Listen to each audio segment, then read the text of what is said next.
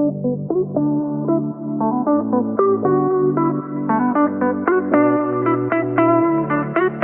I can tell you that when you let go of that stuff and really begin to live who you are, it's like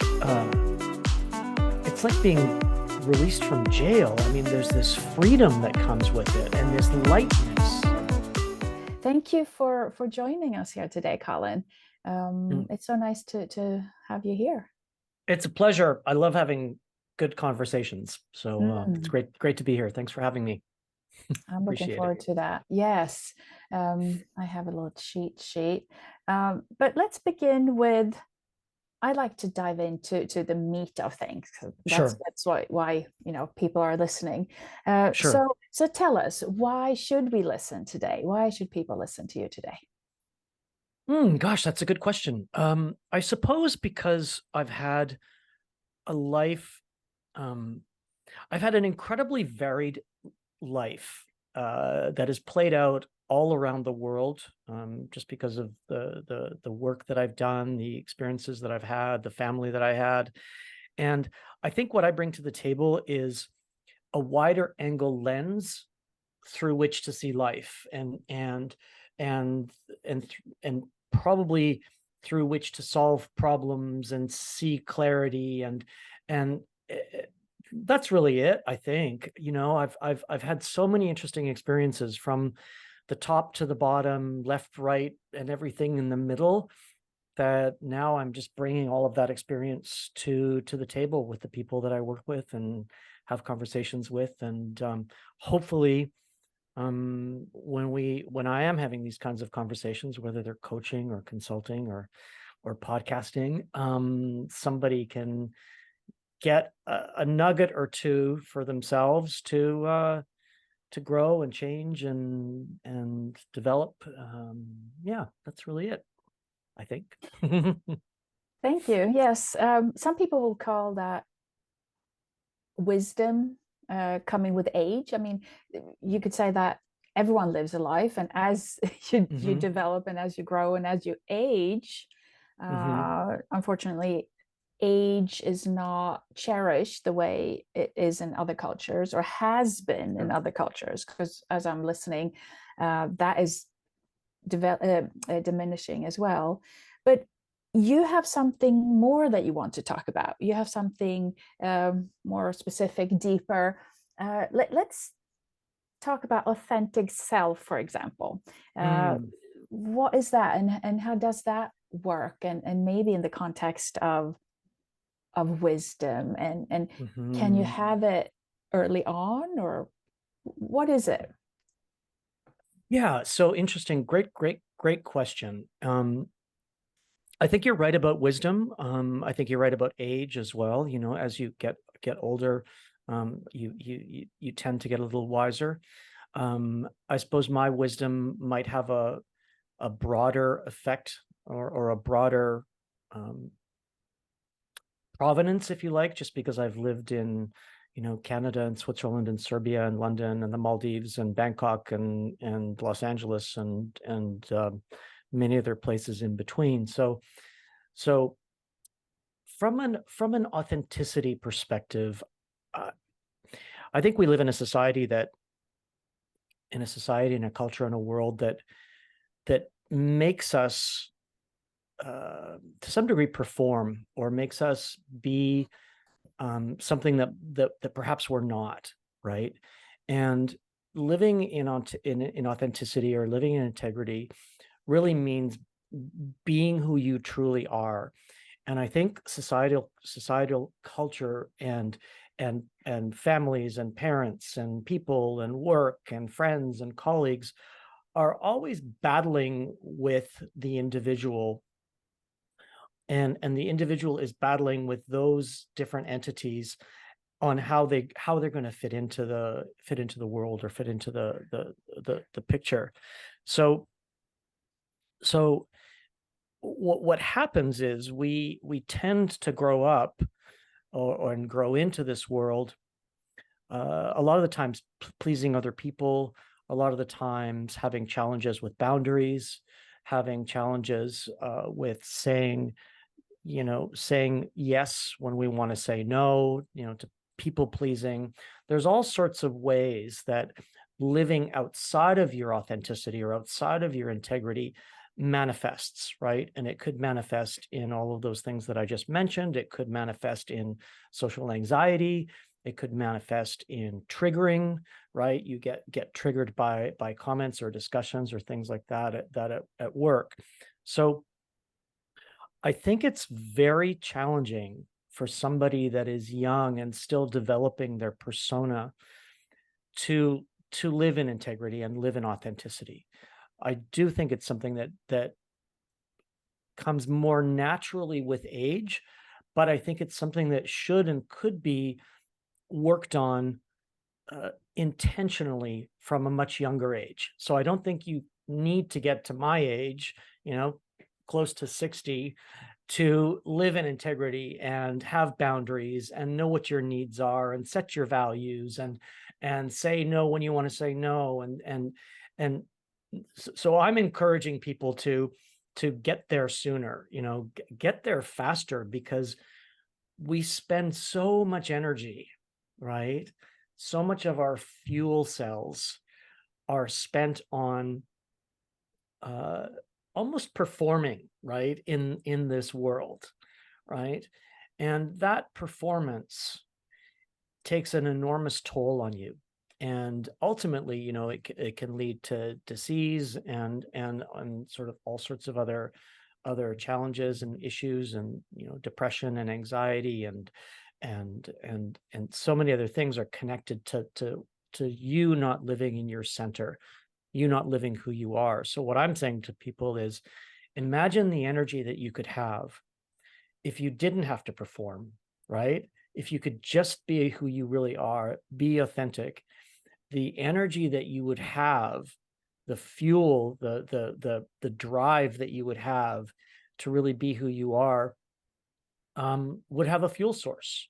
I hate to use the car analogy, but it kind of works, right? Like if you spend so much time people pleasing and acting for others, right? Whether it's professionally or personally or with your family, that has an enormous toll. So I'm saying, forget it, live in integrity, be who you really are.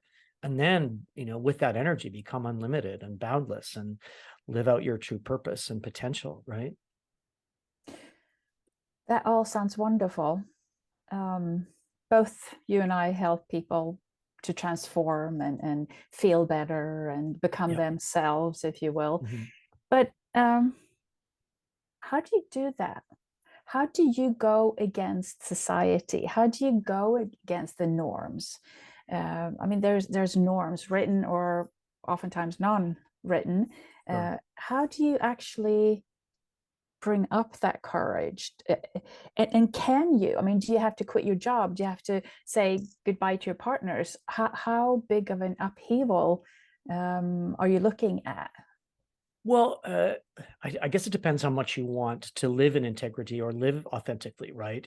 There are fabulous examples of people like Martha Beck, who wrote that great book, The Way of Integrity. She had to change everything. She left her family, she left her husband, she left Harvard, because she knew she had to be on a different path, right? But in that process of totally changing everything, she became a best-selling author. She became a well-known international coach. She's now has a podcast on the subject. So yeah, it just depends how much you want to live in integrity, right? But I Mhm. think what is the cost also is a good question, I think, right? What is Mhm. the cost if you don't do that upheaval, right? And you live according to the norms of some family members or some partner or society, right? Martha Beck, as an example, I mean, let's just use her. She didn't become an axe murderer, right? So, you don't have to fall off the bridge or fall off a cliff from a societal perspective, but she found her way, right? She found her way, and she's contributing much, much more than she was before. And I find the same thing with myself, right? For many, many years, I was people pleasing. I was saying yes when I wanted to say no. I wasn't listening to that gut instinct, right? When you don't feel like doing something and you do it anyway. And I can tell you that when you let go of that stuff and really begin to live who you are, it's like being released from jail. I mean, there's this freedom that comes with it, and this lightness, right? And that's kind of the energy that I'm speaking about, the possibilities of lightness and freedom to do what you need to do, and to do what you were meant to do on this planet, right? So I'm certainly not advocating, that you pull out your deepest, darkest yin yang side of you and hurt people, by no means, but sometimes it does require a total upheaval, because if you don't, and you stick with something that you're not loving, that isn't purposeful, that isn't your true essence, right? It's well known, and I think you say this as well. It's well known that it manifests in dis-ease or discomfort. And there's incredible work that's been done in the last 20 years, whether it's, Joe Dispenza and everything about thoughts creating reality, or even from the medical side of things now with people like Gabor Mate, who completely have studied the impact of trauma and the impact of not being who you are, expressing who you are, and how that manifests in the body. He wrote that great book 20 years ago called When the Body Says No. And there's other authors that are similar to that. So how do you do it? Depends on the level of authenticity that you want to live and be. But you're right. There's you have to overcome the fear, right? And that is such a detrimental thing in our society, the fear that we have. So I work with my colleagues and clients on dismantling that fear, breaking it down, deconstructing it, right? Where is it? Where did it come from? Is it real? What's it based on? Is it based on an old story or trauma or an old narrative or habits, But so breaking down that fear does require recognizing it, acknowledging it, deconstructing it, to reconstruct new stories, right? A new narrative and a new way of being for yourself. Yes, absolutely. That's the process. But what is it really important to be fearless? I mean, how are you when you're fearless? What are the levels of fearlessness? Because on one hand, you could say if you're fearless, you will jump off that cliff. You will do crazy things. You will. How do you see being fearless? Well, I don't think you have to become an extreme sports person to be fearless, right? Like, I don't do any of that, but I do feel that I have become fearless, and I have, and what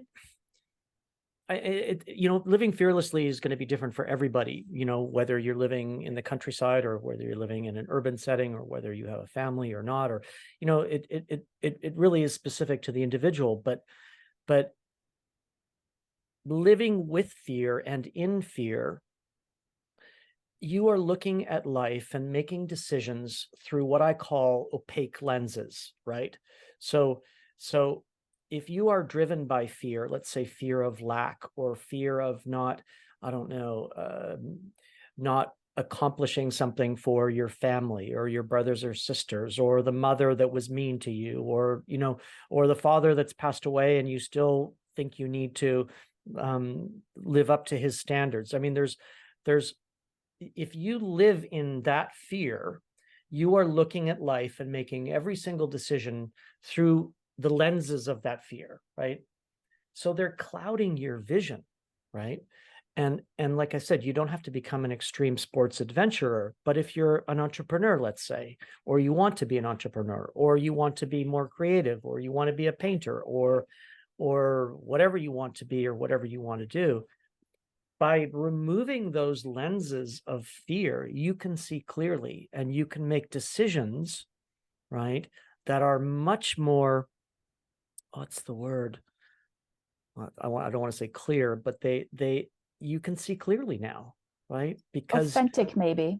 yeah, and so instead of making a decision about, I don't know, a business decision, let's say, based on fear of not getting this or not getting that or not paying for this or not having that, you make a business decision based on the outcome, based on the essence. What's the real destination? What do you really want to do? What's the purpose of this? What's the promise? What's the impact to society? What's the impact to the business people that you're working with? So for me, being fearless is taking away that those cloudy lenses through which you're making decisions, right?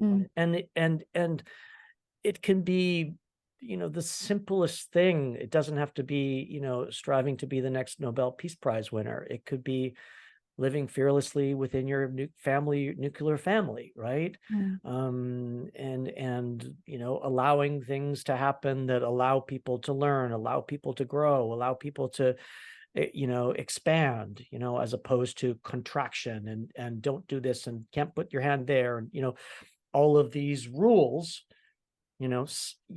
I think we have to learn. One day we will learn, right? So Hopefully.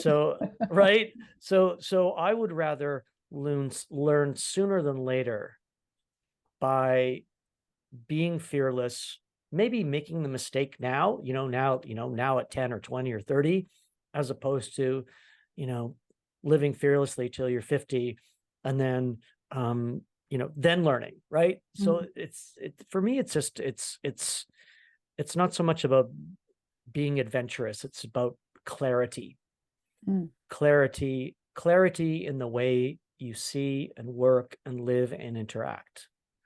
And that clarity just brings possibilities and opportunities. And I think and also we don't necessarily have to get into this now, but also even things like the law of attraction, I was just gonna right, interject.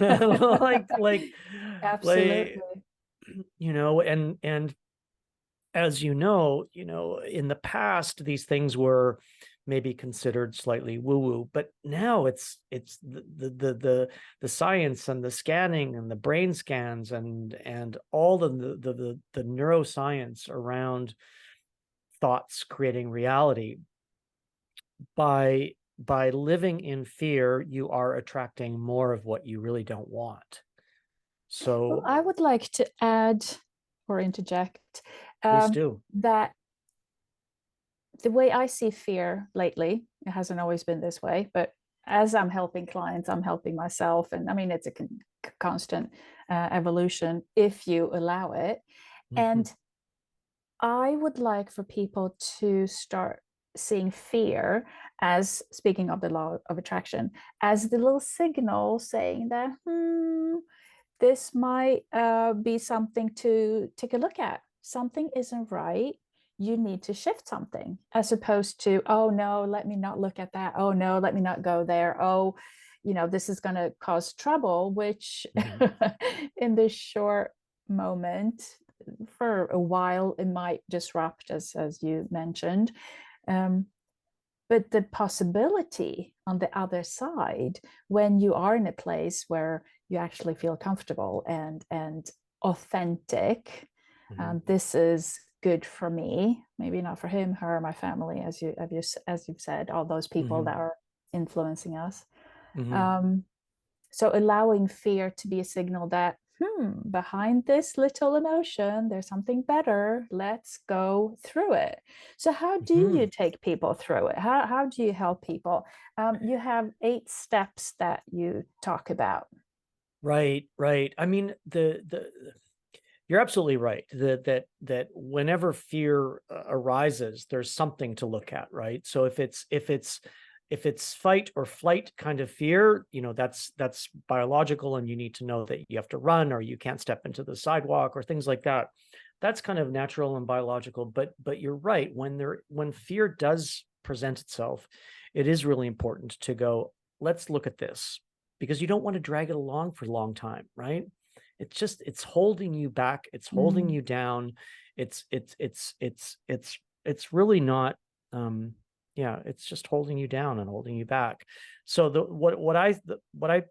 my 8 steps, I guess, are, and they can be kind of fluid, everybody's different. But the first thing I do, or I advise people to do, is to turn off the news mm. and get informed. I like Okay. that. I've stopped So watching the news. My husband, accuses me of being an ignoramus, and I'm thinking, okay, well, if you get all upset about all this stuff going on, and I'm focusing on some sort of peace and mhm. energy conservation, I call it. Oh, 100%. I think so. I tell people to turn off the news and Mm. get informed, right? So So, how? so, Yeah. so that means turning off the sort of headline, sensational, Mm. you know, owned by the advertisers. Mm-hmm. It's a product, right? It's a Mm-hmm. product that I tell people is not serving them. Okay, Mm. it's serving the advertisers, it's serving the algorithms, it's It's serving the social media angled. company, Yeah. right? Mm-hmm. Um, but get informed on the things that matter to you. Mm. Dive into the papers, dive into the journals, dive into the Mm. studies. If if if I don't know, there's so many things that you can dive into, but really deeply understand what you need to know. Mm. Okay.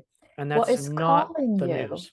What is Yeah. calling you? Again, back to allowing the authentic voice to guide you, to choose for you, if you will. I love it. Yes. That's right. So and what that and I kind of call that first step, like creating your personal protection system, Mm, because we live in a world and a society, and it's not just the news, it's social media, it's other influences from all different angles. We are being bombarded mm, as humans, and our evolutionary biology isn't even like, it's not even, hasn't even caught up with the developments of the last 20 years around mm. social It's media been and very rapid. Yeah. right.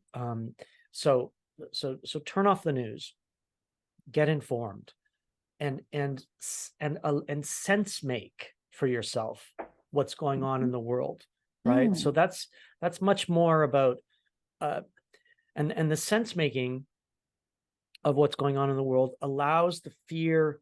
So it's all about the fear diminishing. So turning off the news is one step, right? You're not consuming the fear. And then sense make the world around you, right? And by sense making, I mean, look at, I don't know, look at geopolitics, look at macroeconomics, look at the mega trends that are happening, understand what is shifting in the world and what your place is in it, right? so take And a wider view, is that? yeah, Mhm. yeah. So there's, you could turn on Twitter, you could turn on the news, you could turn on Facebook, you could look at any of these things, and immediately your body begins to contract, and you become addicted to that negativity, but it's not serving you, right? Mm, um and or do it intentionally, right? So it's like eating a box of chocolates, right? You have to know what you're doing, right? which And ones to so, pick and which ones to you give to know your s- husband or yeah, so partner. so if you are going to look at Twitter, okay, just do it intentionally, right? So anyway, it's turning off the Mm, news, getting informed, sense making, understanding your place in the world, right? And once you're there, step 2 or 3, I don't know which one we're on, you want to design the life that you want to have, okay? Because a lot of people in the world are reactive, Mm, okay? Reacting to everything that's going on around them. So I say to people, well, to diminish fear, you've got to turn up the volume on your power, mm, okay? On your beautiful. personal power, right? Hmm. And what does that mean? That means having I call it your personal toolkit, or we call it your toolkit, right? Where you are, what's the destination that you're going to? And Hmm. again, it can be, I want to raise a family of 4. It doesn't matter, but understand the destination that you're going to. Understand what your needs and what your values are, and understand what your personal brand is. Where do you want to be in 5 or 10 years? And do that with intention, right? And I say that because a lot of people, at least in the working world, right, in the professional world, are bouncing around from one job to the other, or one department to the other, or one promotion to the other, and they're not quite sure. Um, a lot of people will put their self-worth into their work, right? Into a company or into a business. So they Hmm. abdicate the self-worth. So I'm saying, no, let's get your It's power more back. about status. I mean, that's a description of it, isn't it? I mean, you have this thing where people will recognize that you're a good person or you've made Yeah. it by certain Hmm. factors, That's but right. they might not be your factors. So status and authentic choice is not at all close necessarily. No. I mean, sometimes it can be, but we work with a lot of people in teams and businesses, and there's often a big disconnect there, Mm, that your sense of self is connected to that status or that title or mm, that position. mm, and mm, uh and so really, I'm saying, no, reclaim who you are. What is your brand? And now your mm. brand may jive perfectly with the brand promise, or the mission and the vision of the company that you're in, right? But make sure Hopefully, I it's, mean, if you're lucky. hopefully, yeah, if you're Mhm. lucky. Yeah. And if you don't design your own, Hmm. you don't know who to mirror, who to work with, or what promotion to take, or what business to work in. Hmm. So that step is really to design you with intention, Mm. so that you are the one in charge of uh, your brand, your values, your needs, your destination, where you're going, how you're going to live. Um, and and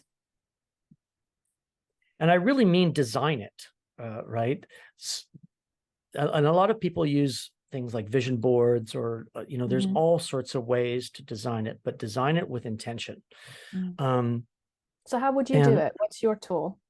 My tool is a vision board. I've got one Hmm. right over here, and I have me at the center. I've got the book that I'm writing. I've got the people that I want to work with. I've got, pictures of how I want the house and the garden to feel like. I've got my books. I've got, everything visually in front of me all of the time.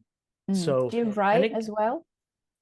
I do write. I Not a lot. I much prefer meditation. Hmm. And I that's so writing can be very meditative, but Mm. I like to switch off and just become, yeah, become mindful. But I mean, I've got it right here. I've got, like, I could try and show you, but it's like it's like uh yeah, it's right here. I'll show you a little bit here.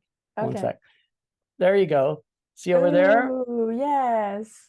And I and so, And I love how simply you've made it. I love how you can switch and change, and that's a great idea. You can, upgrade, if you will. Oh, never mind. yeah. I want it to be even better, even redder, or even whatever you want. Oh, I Yeah, like that.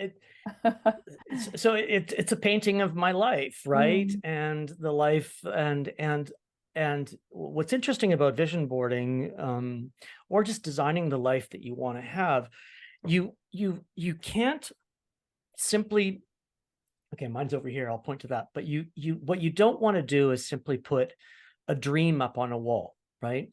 Mm-hmm. You want to be very detailed about it. Like, what are all the ingredients of your life?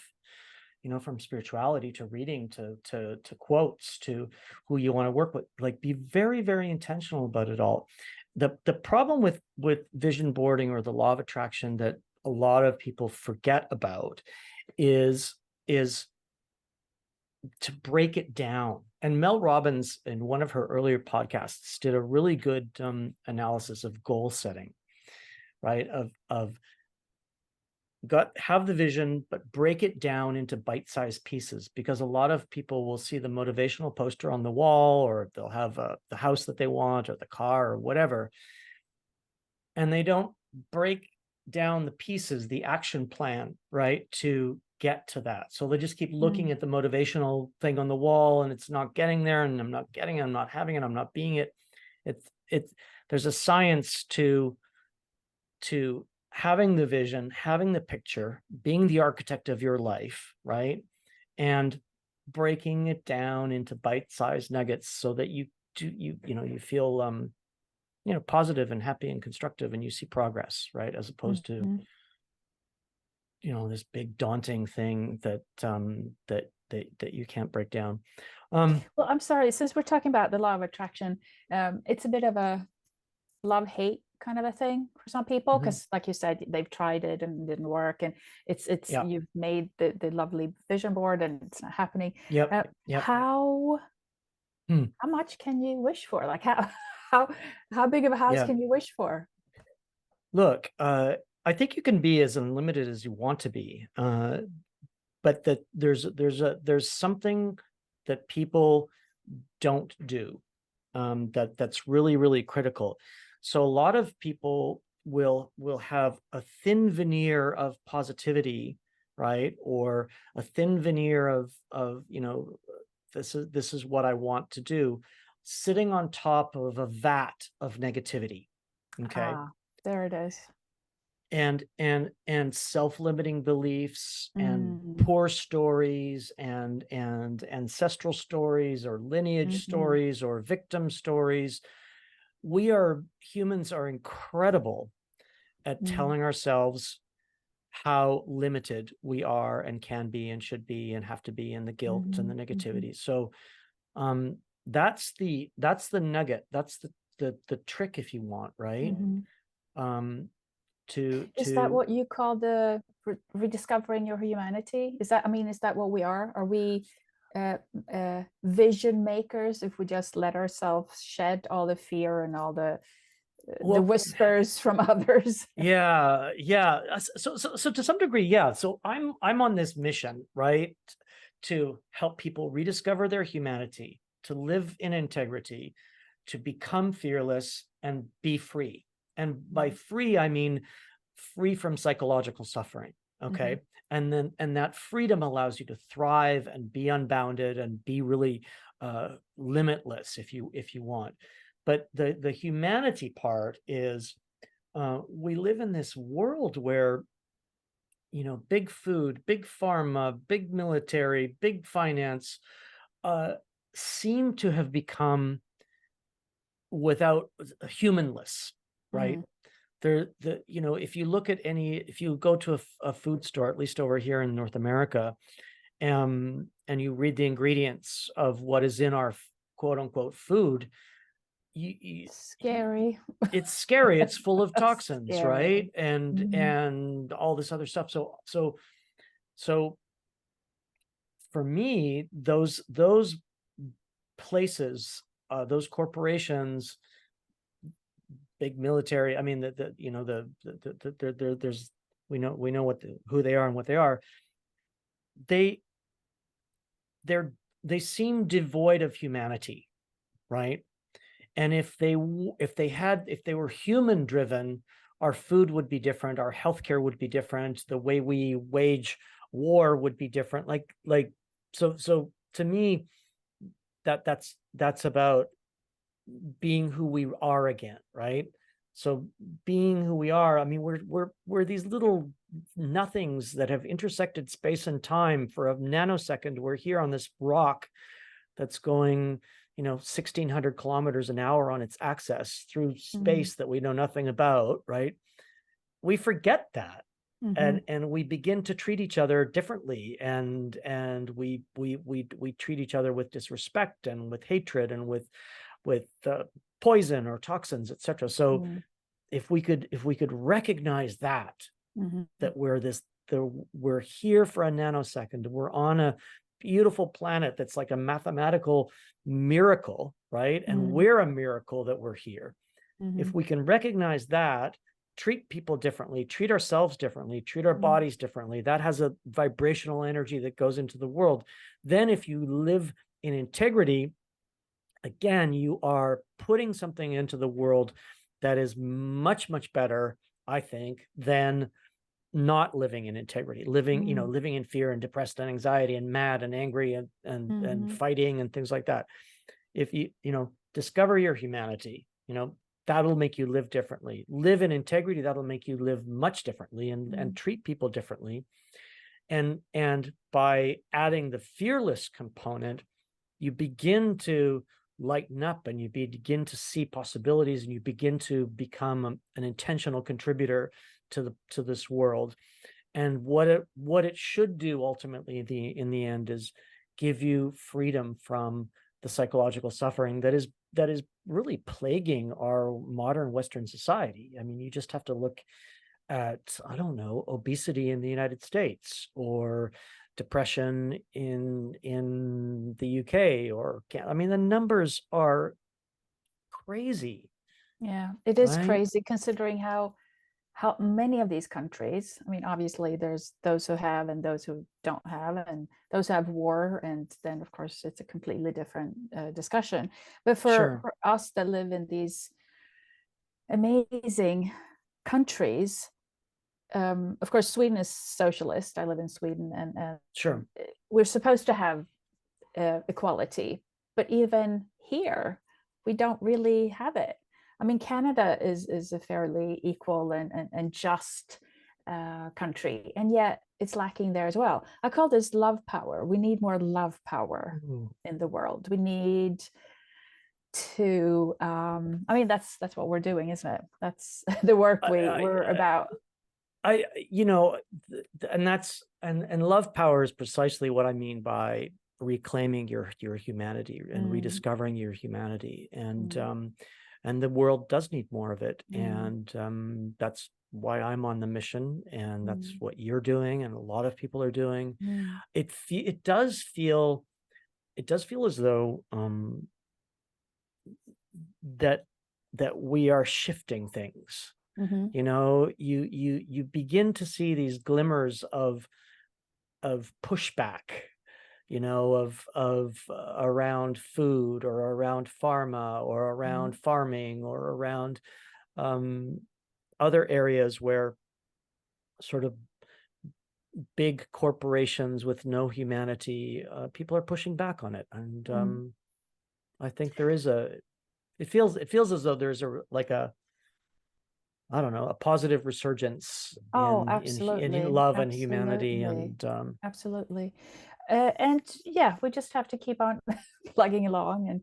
And I mean, compared to 500,000 years ago, where I was just talking to my husband about, because he loves history, he's a history buff. So back then you had to be afraid or careful what you said to your siblings, because they would poison your potion and get rid of you. So things have evolved. Let's kind of hopefully see that, and honestly know that most of us have it better than X years ago. Sure.